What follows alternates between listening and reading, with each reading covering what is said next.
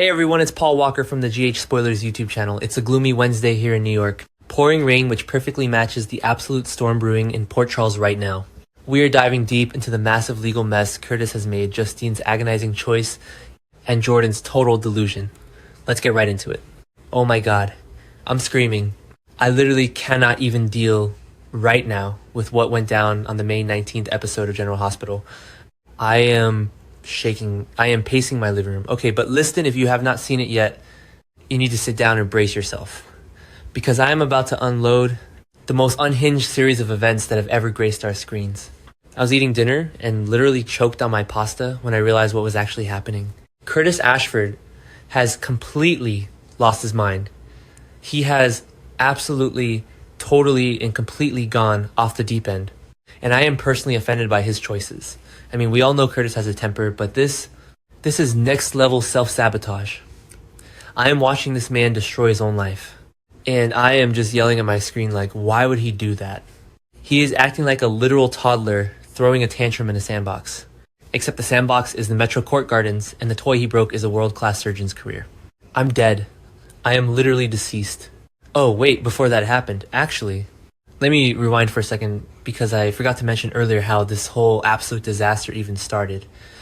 So Portia and Isaiah are just sitting there having a nice little lunch, right? They are chilling.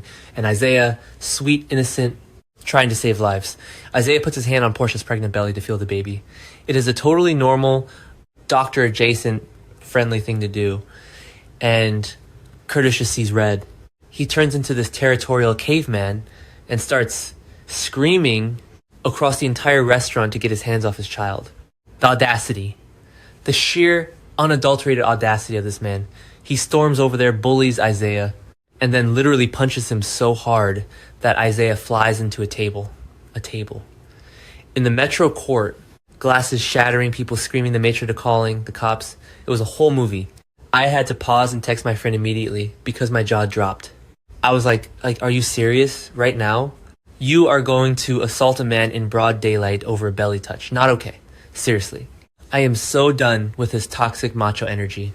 And don't even get me started on the medical report. This is where I actually started crying real tears. Isaiah didn't just get a little bruise. He didn't just scrape his elbow. The man has 11 fractures in his hand. 11 and severed tendons in his wrist. I am literally hyperventilating just thinking about it because Isaiah is a surgeon. His hands are his entire life. His career, his purpose on this earth. And Curtis just shattered them because he couldn't control his jealousy for 5 seconds. I am so mad at Curtis like he is a real person who just ruined my actual friend's life. Isaiah was supposed to perform this massively important surgery on a little boy, and now he can't. He might never be able to operate again. Honestly, the tragedy of it all is so overwhelming. I am sitting here thinking about all the lives Isaiah could have saved, and Curtis just flushed it all down the drain. For his ego, it is so dramatic, but it is also genuinely heartbreaking, and I need Curtis to pay for this. So then Detective Joe Fitzpatrick shows up, which is insane, by the way, because we still don't even know what his real deal is. But that is a whole nother tangent. I could go on for hours. Anyway, Joe arrests Curtis as he should and hauls him down to the PCPD. And what does Curtis do? Does he show remorse? Does he cry and say he made a terrible mistake? No. He sits in the interrogation room and rants about how Isaiah pushed him past his limits and how Isaiah is the real criminal for leaving the scene of the crash earlier. The delusion, the absolute lack of accountability. And then Dante, sweet, compromised. Dante actually takes Curtis's handcuffs off. I was yelling, Dante, what are you doing?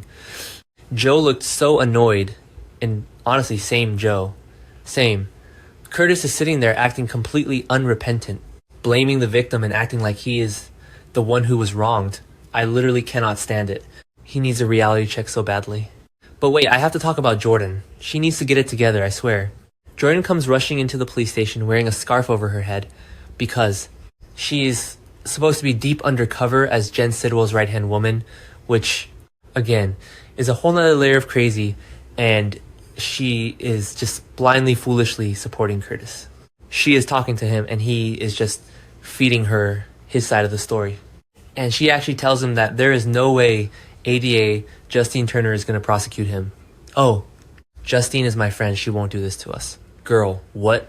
I am screaming. How can Jordan, a former police commissioner, Look at a case where a man has 11 fractures and severed tendons from an unprovoked public assault and think, yeah, my bestie will just sweep this under the rug for me. The delusion is contagious.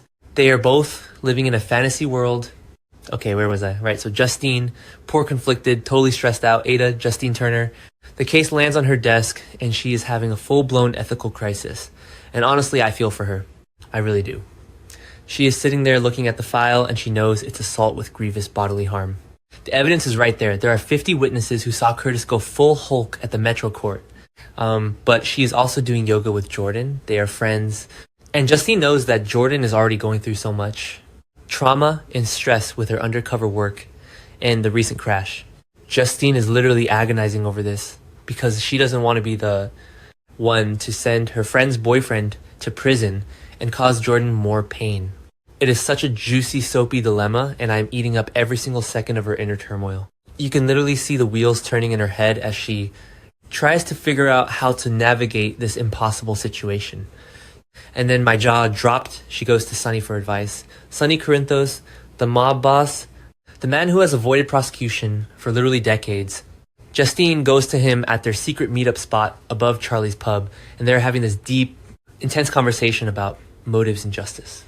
I was literally laughing out loud at the irony of an assistant district attorney asking a mobster for legal and ethical advice. But you know what? Honestly, Sonny was making so much sense, I actually had to rewind the scene to make sure I heard him right. Sonny looks at her and basically says, "What would you do if these people were strangers?" Boom. Mic drop. I was like, yes, Sonny, tell her. Wait, did I already say that? Whatever. Anyway, Sonny was actually the voice of reason here, which is wild. He told Justine that she can't base her legal decisions on whether or not it will upset her yoga buddy. He spoke for the entire audience in that moment. I was literally cheering in my living room. Sonny reminded her that a crime was committed, serious damage was done, and she has to look at the facts. It was such an iconic moment because Sonny is usually the one bending the rules, but here he is telling the ADA to do her job objectively. I am obsessed with their dynamic right now. It is so complicated and weirdly wholesome, but also completely inappropriate, and I am here for all of it. So Justine is sitting there processing Sonny's surprisingly brilliant advice, and you can see the shift happen. She acknowledges out loud that based on the police report and the horrific condition of Isaiah's hand, this is a clear-cut case of assault with grievous bodily harm. She literally says it is her duty to prosecute. Even though she keeps bringing up how hard this is going to be because she knows Jordan and Curtis, you can tell she's leaning toward doing the right thing. She praises Sonny for his guidance, which again, hilarious, and she seems poised to actually file the charges. I am literally on the edge of my seat, waiting for her to drop the hammer on Curtis. He deserves it so much. I'm calling it now, this is going to END badly. Mark my words, the fallout from this is going to be nuclear. Jordan is so incredibly confident that Justine is going to let Curtis off the hook. She literally guaranteed it to him. That is soap opera rule number 1. If a character says, there is no way this bad thing will happen, that bad thing is absolutely 100% going to happen tomorrow. When Justine officially brings this case forward, Jordan is going to lose her entire mind. The betrayal, the fury, the absolute drama of it all. I can already picture the screaming match they're going to have. Jordan is going to feel so betrayed by her friend, but honestly, Jordan is being totally unreasonable. How can she expect Justine to turn a blind eye to a ruined surgical career? It's literally insane. And what about Curtis? He is going to be facing actual, real-life prison time, not just a slap on the wrist. Grievous bodily harm is a major felony. He could be locked up for years, and Portia is pregnant. He is going to miss the birth of his own child because he couldn't stop himself from throwing a punch in a fancy restaurant. The irony of him screaming, "Get your hands off my child," while simultaneously doing the exact thing that will take him away from his child is just wow. It is poetic cinema. It is a Greek tragedy. I am seriously so invested in his downfall right now because he brought every single ounce of this onto himself. He needs to face the consequences, and I hope Justine throws the entire book at him. Let me just circle back to Isaiah for a second because I am personally offended by how dirty they did him. I just keep thinking about him lying in that hospital bed looking at his shattered hand, knowing his life's work is over. He didn't deserve any of this. He was just trying to be a good guy, checking on a pregnant woman, and now his tendons are severed. Severed. Do you know how hard it is to rehab severed tendons? I watched a documentary on it once, and it is brutal. I am so emotionally invested in Isaiah's recovery, and I swear if Curtis tries to buy his way out of this by offering to pay medical bills again, I am going to throw my television out the window. You cannot buy back a man's hands, Curtis. You just can't. Seriously. I am so dramatic about this, but I can't breathe when I think about the court case that is coming. Imagine the trial. Imagine Justine standing up there, prosecuting her best friend's boyfriend.